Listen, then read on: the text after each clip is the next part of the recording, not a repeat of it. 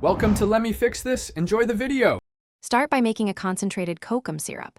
Combine 10 dried kokum slices with 2 cups water and 3/4 cup sugar in a saucepan.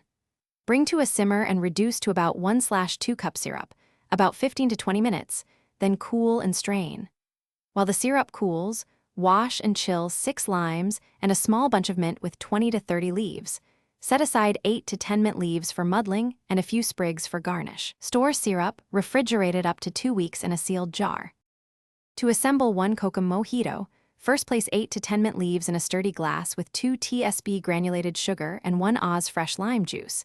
Gently muddle to release oils without shredding the mint. Add 2 tablespoon kokum syrup and 60 ml white rum if you want an alcoholic drink, or omit the rum for a mocktail. Fill the glass with crushed ice.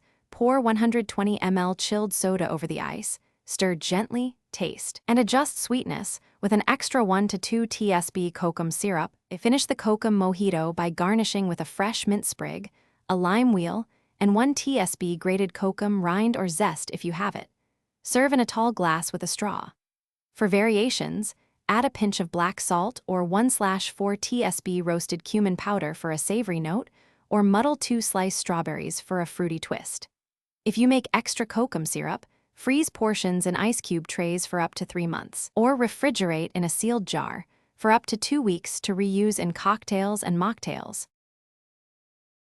Thanks for watching. If you found this helpful, don't forget to like and subscribe.